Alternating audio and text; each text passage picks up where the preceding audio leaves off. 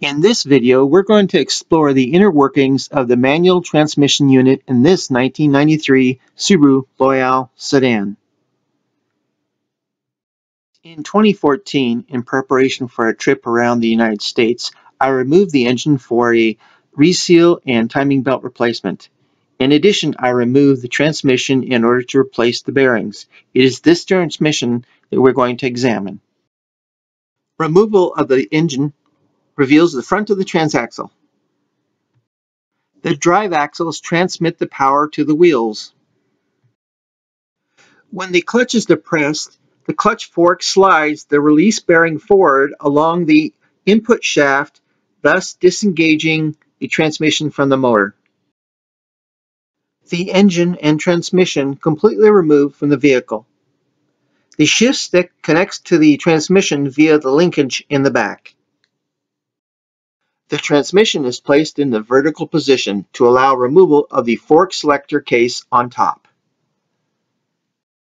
The transmission has 5 speeds, including reverse and neutral. The top input shaft is driven by the motor. The bottom shaft turns the wheels via the differential, and its speed and direction is determined by the gear selected. The gear selector forks move in and out as shown in the side view. The side view shows all 3 forks in the neutral position. Each of the 3 forks is assigned a pair of gears as well as a neutral position. It is the selection of these forks that allows the shifting and the changing of the torque versus the speed. Visible is the fork that changes between 5th gear and reverse. This is F3. The retaining bolts on the case are removed and the top half is set aside, revealing the inner workings. Engine power is applied to the input shaft.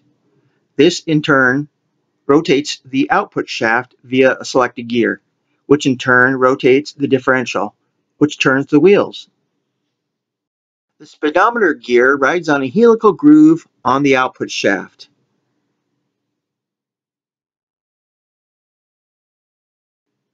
Let's go out to the garage and see this in operation. Okay, so we got the TM70F transaxle from a 1993 Subaru Loyale.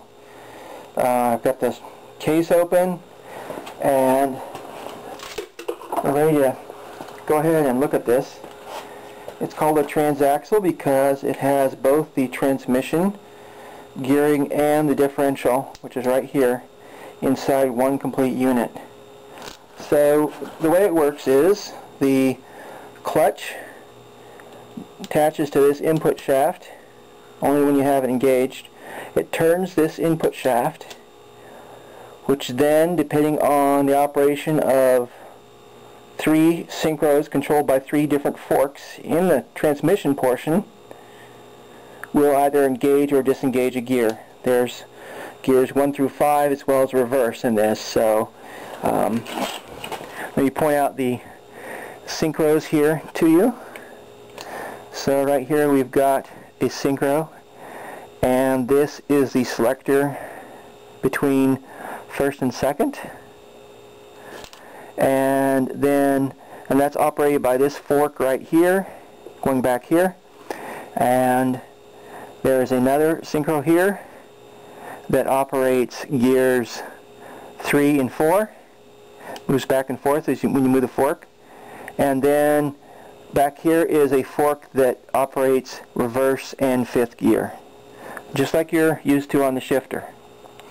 So right now it's currently set in neutral.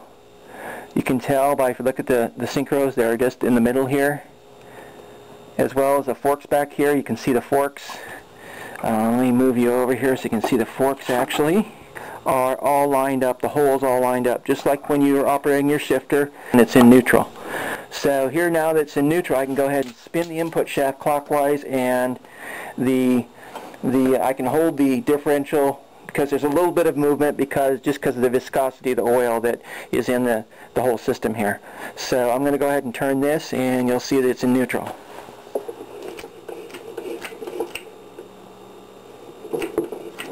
Okay, so let's go ahead and shift it. I'll shift it into reverse, and I do that by pulling out this fork. And now I'll turn the input shaft clockwise. You'll see the differential move counterclockwise.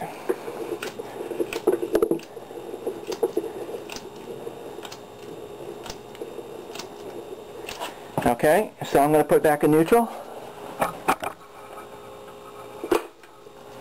And I'll put it into first gear. And so what you're doing is just changing the ratios here. And the others operate similarly. This finger right here operates the forks back here. Normally you have this housing here, and this finger is going to sit right here, and it's going to go in and out as you shift. So that's kind of the basics of the operation of this transaxle. So what's been done on this particular one is this seal has been replaced because it's known to leak. So, and this shaft bearing here, if you get play on this bearing, you're going to end up having your pilot bearing, which rides right on the tip of your input shaft, is going to go bad, and you'll have to replace it. So if you find that your pilot bearing's going bad, you've got oil, or you've got a lot of play in your shaft, you might want to crack the case. It's pretty easy to do. There's 17 bolts, and then you can replace these for the price of about $40.